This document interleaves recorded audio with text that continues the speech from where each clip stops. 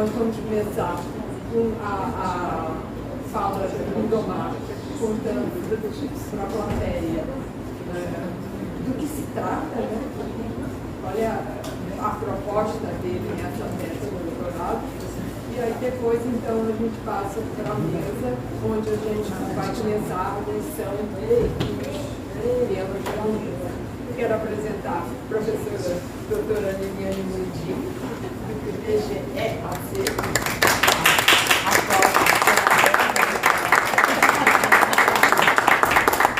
Professora Adilson Florentino.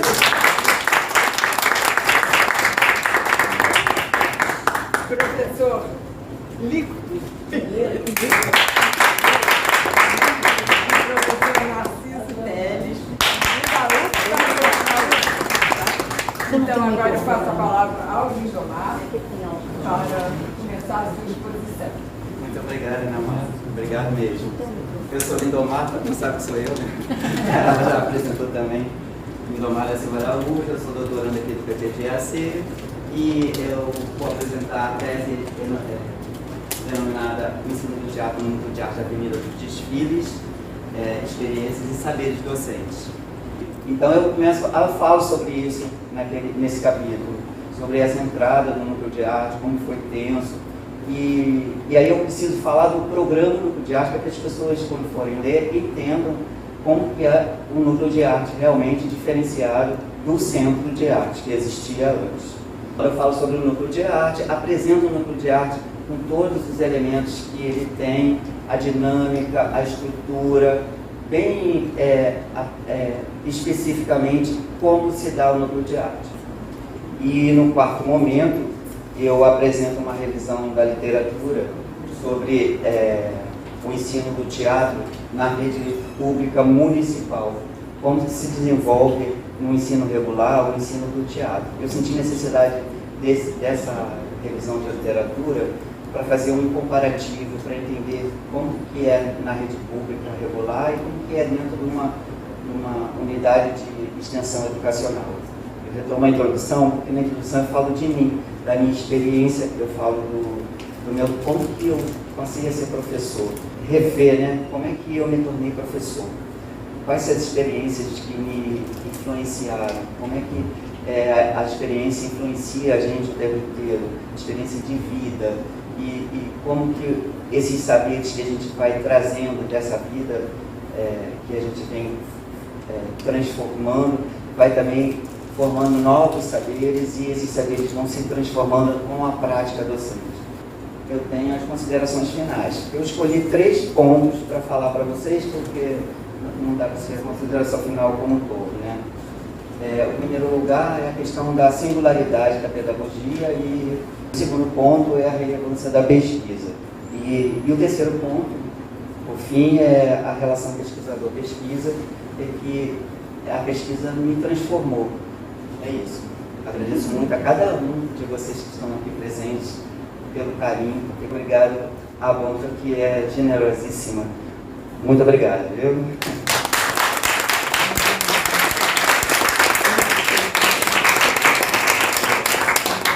Em o teu primeiro capítulo, a gente já havia conversado um pouco sobre isso na qualificação. Eu acho muito importante, mas muito importante mesmo, todo o levantamento e a descrição densa que você traz, que você faz, né? E uns quadros, que eu sei que alguns colegas não gostam muito, eles colocam quadros dentro do material, dentro do texto, mas a mim agrada bastante, né? Essa visão, essa leitura ali direto, os quadros, as colunas, os nomes, o tempo, quando foi feito, o nome ali dos prefeitos, vocês não viram, mas vão ver daqui a pouco. Eu entendi que tem a mini, né, para todo mundo. Então, os quadros que você traz, Lindomar, eu vejo ali a sutileza política que você colocou.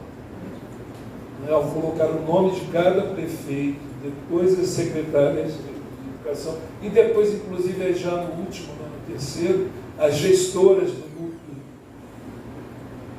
e ao mesmo tempo vai descrevendo, e aí mostra o quadro, quando foi César Maia, quando foi o Páscoa, o que mudou, o que não mudou, como foi feito.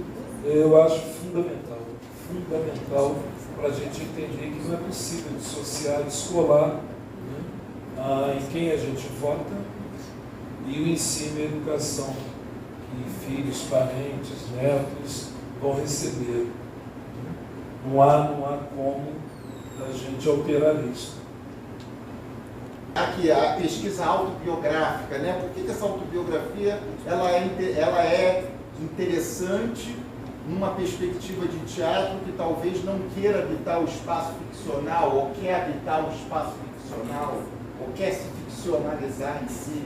Eu digo isso porque isso está na ordem do dia, né? Apareceu aqui, eu fiquei marcando. E a mesma coisa dessas coisas que a gente tem na filosofia, né? Eu sou Nietzscheano, eu sou, né? Daqui a pouco, eu sou Spoliano.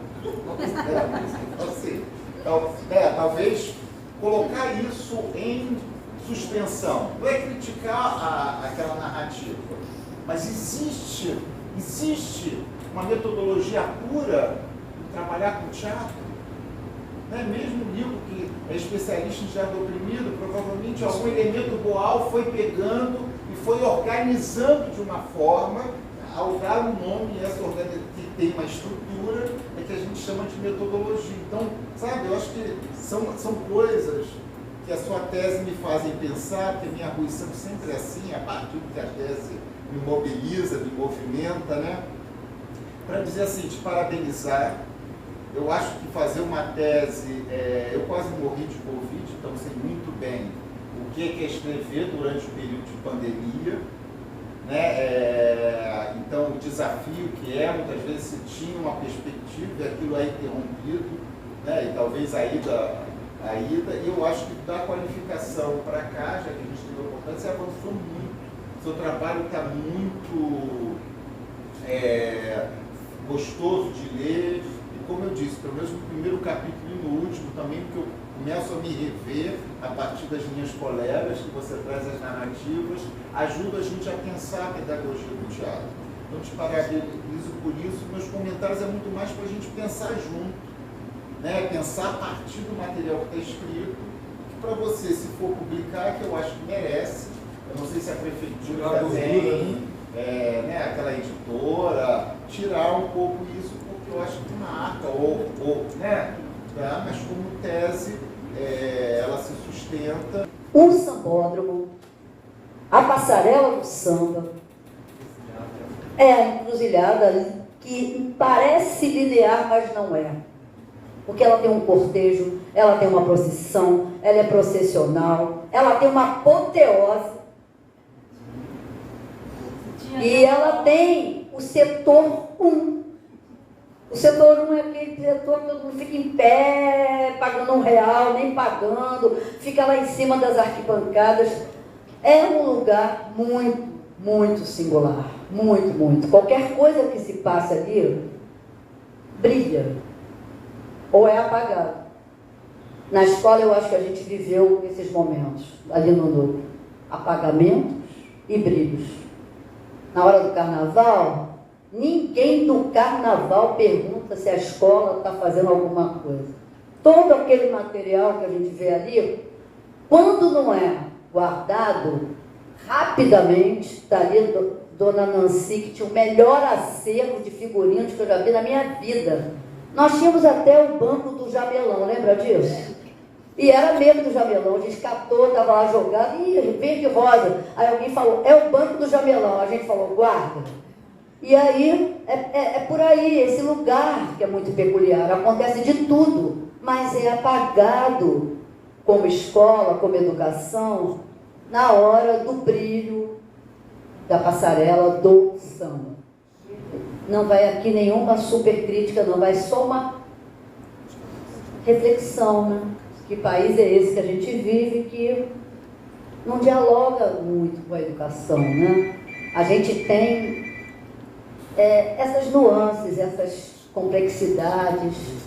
Como eu sou carnavalesca de carteirinha desde que eu nasci, eu aproveitava aquele momento, a gente aproveitava para catar o lixo na apoteose, depois do carnaval. Mas antes a gente sofria muito, que até o piano que a gente tinha lá, tinha que ir lá para o depósito, não sei de onde. E a gente entrava de férias. Em novembro, férias. Não tinha férias, é arrumação. E voltava em abril.